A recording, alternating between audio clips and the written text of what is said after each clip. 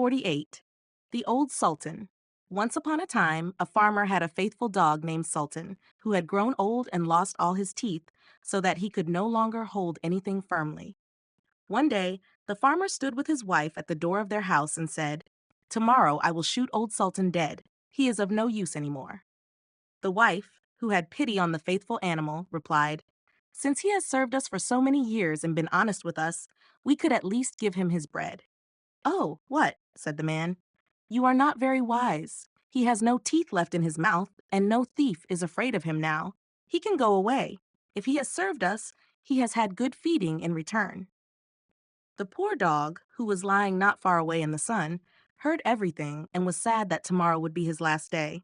He had a good friend, the wolf, to whom he crept out in the evening into the forest and lamented the fate that awaited him. "Listen, gossip," said the wolf, "be of good cheer. I will help you out of your trouble. I have come up with something. Tomorrow, early in the morning, your master will go to mow with his wife, and they will take their little child with them, because no one will be left at home. They usually lay the child under the hedge in the shade during work. You lay down beside it as if you were guarding it. I will then come out of the woods and steal the child. You must rush after me eagerly as if you wanted to snatch it back from me. I will let it fall, and you bring it back to the parents, who will then believe you saved it and will be too grateful to harm you. On the contrary, you will be in their complete favor, and they will never let you lack anything again." The plan pleased the dog, and as it was devised, it was executed. The father screamed when he saw the wolf running across the field with his child, but when old Sultan brought it back, he was happy, stroked him, and said, "Not a hair of yours shall be harmed. You shall eat my bread for the rest of your life." To his wife he said, "Go home immediately and make old Sultan some bread soaked in milk. He won't need to chew, and bring the pillow from my bed. I'll give it to him for his bed." From then on, old Sultan had as good a life as he could wish for. Soon after, the wolf visited him and was pleased that everything had gone so well. "But, gossip," he said, "you'll turn a blind eye if I happen to steal one of your master's fat sheep. It's hard to get by these days." "Don't count on that," answered the dog. "I remain true to my master. I cannot allow that." The wolf thought this wasn't meant seriously, sneaked up at night, and tried to steal the sheep. But the farmer, to whom the faithful Sultan had revealed the wolf's plan, caught him and beat him soundly with a flail. The wolf had to run away, but shouted to the dog, "Wait, you scoundrel! You shall pay for this." The next morning, the wolf sent the boar to challenge the dog to come out into the forest so they could settle the matter. Old Sultan could find no one to stand by him except a cat with only 3 legs, and as they went out together, the poor cat limped along and at the same time raised her tail in pain. The wolf and his friend were already in place, but when they saw their opponent coming, they thought he was carrying a saber because they mistook the cat's raised tail for one. And when the poor creature hopped on its 3 legs, they could only think each time that it was picking up a stone to throw at them. So they were both afraid. The wild boar crept into the underbrush, and the wolf jumped up a tree. When the dog and the cat arrived, they wondered why no one was to be seen. However, the wild boar had not been able to hide completely in the foliage, and one of his ears was still visible. While the cat looked around carefully, the boar moved his ear. The cat, thinking it was a mouse stirring there, pounced on it and bit it hard. The boar made a terrible noise, ran away, crying, "The guilty one is up in the tree." The dog and cat looked up and saw the wolf, who was ashamed to have shown himself so timid, and made peace with the dog. 49. The 6 Swans. Once upon a time, a king was hunting in a great forest and pursued a wild animal so eagerly that none of his attendants could follow him. When evening came, he stopped and looked around. He realized he had lost his way. He searched for an exit, but could find none. Then he saw an old woman with a nodding head approaching him. She was a witch. "Dear woman," he said to her, "can you show me the way out of the forest?" "Oh, yes, Lord King," she answered. "I can indeed, but there is a condition. If you do not fulfill it, you will never leave the forest and will die of hunger here." "What is the condition?" asked the king. "I have a daughter," said the old woman, "who is as beautiful as any you can find in the world, and she deserves to be your queen. If you will make her your wife and queen, I will show you the way out of the forest." Troubled in his heart, the king agreed, and the old woman led him to her cottage, where her daughter was sitting by the fire. She received the king as if she had been expecting him. And though he saw that she was very beautiful, she did not please him, and he could not look at her without inward horror. After he had lifted the maiden onto his horse, the old woman showed him the way, and soon the king returned to his royal castle, where the wedding was celebrated. The king had been married before and had 7 children with his first wife, 6 boys and 1 girl, whom he loved more than anything in the world. Fearing that the stepmother might mistreat them or do them harm, he placed them in a secluded castle deep in the forest. It was so well hidden and the path so difficult to find that even the king himself would not have found it if a wise woman had not given him a ball of yarn with magical properties. When he threw it, it unraveled itself and showed him the way. The king visited his beloved children so often that the queen noticed his absence. Curious, she wanted to know why he went alone into the forest.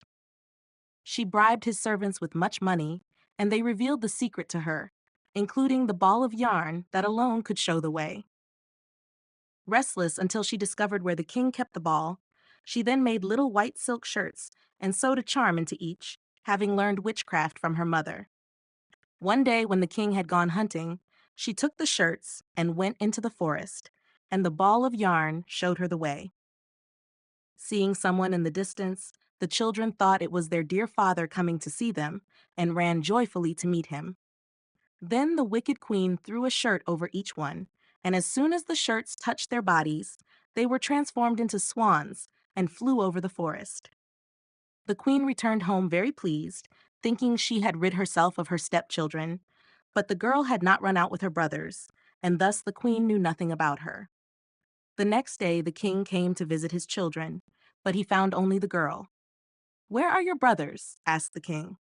"Oh, dear father," she answered, "they have gone away and left me behind."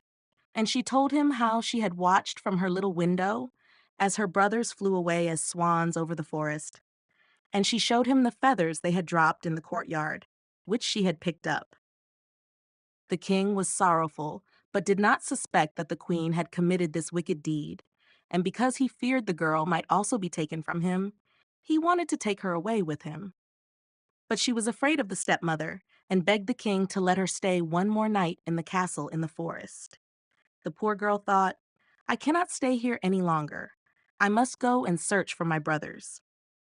And when night came, she fled and went straight into the forest. She walked through the night and the following day until she could go no further from weariness.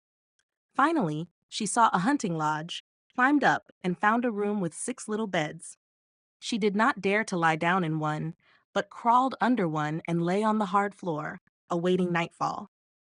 When it was almost sunset, she heard a rustling and saw 6 swans flying in through the window. They landed on the ground and blew at each other until they blew all their feathers off, and then they shed their swan skins as if they were shirts. The girl looked at them and recognized her brothers. Rejoicing, she crawled out from under the bed. The brothers were no less glad when they saw their sister, but their joy did not last long.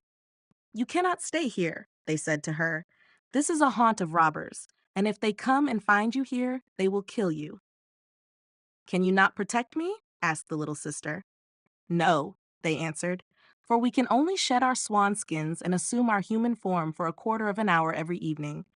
But after that, we must be transformed back into swans." The sister wept and said, "Can nothing be done to set you free?" "Oh, no," they answered. "The conditions are too difficult. You must not speak or laugh for 6 years, and during that time, you must sew 6 shirts for us out of starflowers. If you utter a single word before the work is finished, all will be in vain." And just as the brothers finished telling her this, the quarter of an hour came to an end, and they flew out of the window as swans. The girl, however, resolved firmly to redeem her brothers, even if it cost her life.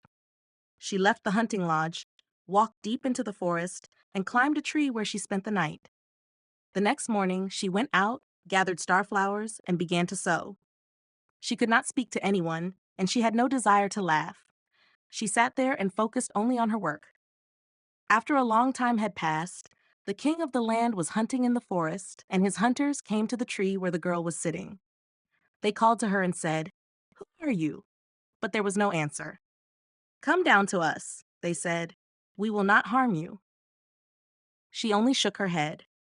When they continued to press her with questions, she threw down her golden necklace, thinking it would satisfy them. However, they were not appeased. She then threw down her belt, and when that did not help, her garters, and gradually everything she had and could do without, so that she had nothing left but her little shift. But the hunters would not be put off. They climbed the tree, brought the girl down, and presented her before the king. The king asked, "Who are you? What are you doing up in the tree?" But she did not answer. He questioned her in all the languages he knew, but she remained as silent as a fish. Yet because she was so beautiful, the king's heart was moved, and he felt great love for her. He wrapped his cloak around her, lifted her onto his horse, and brought her to his castle. There he dressed her in rich garments, and she shone in her beauty like the bright day, but not a word could be drawn from her. He seated her beside him at the table, and her modest demeanor and propriety pleased him so much that he said, "I desire to marry her and no other in the world." And after a few days, he married her. However, the king had a wicked mother who was dissatisfied with this marriage and spoke ill of the young queen. "Who knows where the girl comes from?" she said. "Who cannot speak? She is not worthy of a king." About a year after the queen gave birth to her first child, the old woman took it away while she slept and smeared its mouth with blood. She went to the king and accused her of being a cannibal. The king did not want to believe it and would not allow harm to come to her. But she constantly sat and sewed the shirts, paying no attention to anything else. The next time she gave birth to another beautiful boy, the false mother-in-law carried out the same trick. But the king could not bring himself to believe her words. He said, "She is too pious and good to do such a thing. If she were not mute and could defend herself, her innocence would come to light." But when for the third time the old woman stole the newborn child and accused the queen, who did not speak in her defense, the king could do nothing else. He had to hand her over to the court, which sentenced her to die by fire. When the day came for the sentence to be carried out, it was also the last day of the 6 years during which she was not allowed to speak or laugh, and she had freed her dear brothers from the power of the enchantment. The 6 shirts had been completed, except that the left sleeve was still missing on the last one. As she was led to the stake, she carried the shirts on her arm, and when she stood at the top and the fire was about to be lit, she looked around, and 6 swans came flying through the air. Seeing that her deliverance was at hand, her heart swelled with joy. The swans flew to her and descended so that she could throw the shirts over them. And as soon as the shirts touched them, the swan skins fell away, and her brothers stood before her in human form, fresh and beautiful. Only the youngest lacked his left arm, and instead, he had a swan's wing on his back. They hugged and kissed each other, and the queen went to the king, who was utterly astonished, and began to speak and said, "Dearest husband, now I am allowed to speak and reveal to you that I am innocent and falsely accused." And she told him about the deceit of the old woman who had taken away and hidden her 3 children. They were brought in great joy to the king, and the wicked mother-in-law was tied to the stake as punishment and burned to ashes. But the king and queen with their 6 brothers lived for many years in happiness and peace. Dornröschen. Once upon a time, there was a king and queen who said every day, "Ah, if only we had a child." But they never had one. It happened that while the queen was bathing, a frog crawled out of the water onto land and said to her, "Your wish shall be fulfilled. Before a year has passed, you shall bear a daughter." What the frog had said came true, and the queen gave birth to a girl so beautiful that the king could not contain his joy, and he arranged a great feast. He invited not only his relatives, friends, and acquaintances, but also the wise women, so they would be kind and favorable to the child. There were 13 of them in his kingdom, but since he only had 12 golden plates for them to eat from, one of them had to stay home. The feast was celebrated with all splendor, and as it drew to a close, the wise women bestowed their miraculous gifts upon the child. One gave virtue, another beauty, a third riches, and so on. Everything one could wish for in the world. When 11 of them had spoken their blessings, suddenly the 13th one entered. She wanted to avenge not being invited, and without greeting or looking at anyone, she cried out in a loud voice, "The princess shall prick herself with a spindle and fall down dead in her 15th year." And without speaking another word, she turned around and left the hall. Everyone was terrified, but then the 12th wise woman stepped forward. She still had her gift to give, and although she could not undo the evil prophecy, she could soften it. So she said, "It shall not be death, but 100-year deep sleep into which the princess shall fall." The king, who wished to save his dear child from this misfortune, commanded that all the spindles in the kingdom should be burned. All the gifts of the wise women were fulfilled in the maiden, for she was so beautiful, modest, kind, and clever that everyone who saw her could not help but love her. It happened that on the day when she turned 15 years old, the king and queen were not at home, and the maiden was left alone in the castle. She wandered everywhere, exploring rooms and chambers as she pleased, until she finally came to an old tower. She climbed the narrow spiral staircase and reached a small door. There, in the lock, was a rusty key, and when she turned it, the door opened, revealing an old woman sitting in a small room with a spindle, diligently spinning her flax. "Good day, dear mother," said the princess. "What are you doing?" "I am spinning," replied the old woman, nodding her head. "What is that thing that spins around so merrily?" asked the maiden, taking the spindle into her hand and attempting to spin herself. But as soon as she touched it, the magic spell was fulfilled, and she pricked her finger with it. In that moment, as she felt the prick, she fell onto the bed that stood there and fell into a deep sleep. This sleep spread throughout the entire castle. The king and queen, who had just returned and entered the hall, began to fall asleep, and so did the entire court. The horses in the stable, the dogs in the courtyard, the pigeons on the roof, the flies on the wall, even the fire flickering on the hearth, all became still and fell asleep, and the roast meat stopped sizzling, and the cook, who was about to pull the kitchen boy's hair for a mistake he had made, let him go and fell asleep. The wind ceased, and not a leaf fell from the trees in front of the castle. Around the castle, however, a hedge of thorns began to grow, which grew higher every year until it surrounded the entire castle and grew beyond, so that nothing of it could be seen, not even the flag on the roof. But the legend of the beautiful sleeping Briar Rose, as the princess was called, spread throughout the land, so that from time to time princes came and tried to penetrate the castle through the hedge. But it was impossible for them, for the thorns, as if they had hands, held tightly together, and the young men got caught in them, couldn't free themselves, and died a miserable death. After many long years, a prince came into the land again and heard from an old man about the hedge of thorns, that there should be a castle behind it, in which a wondrously beautiful princess named Briar Rose had been sleeping for 100 years, and with her slept the king and queen and the entire court. He also knew from his grandfather that many princes had come and tried to penetrate the hedge of thorns, but they had gotten caught and died a sad death. Then the young man said, "I do not fear. I will go out and see the beautiful Briar Rose." Now the 100 years had just passed, and the day had come when Briar Rose should awaken again. As the prince approached the hedge of thorns, they were all large, beautiful flowers that opened up by themselves and let him pass unharmed, and behind him they closed up again as a hedge. In the castle courtyard, he saw the horses and spotted hunting dogs lying asleep. On the roof, the doves were sitting with their heads under their wings. And when he entered the house, the flies on the wall were asleep. The cook in the kitchen still had his hand raised as if he wanted to grab the boy.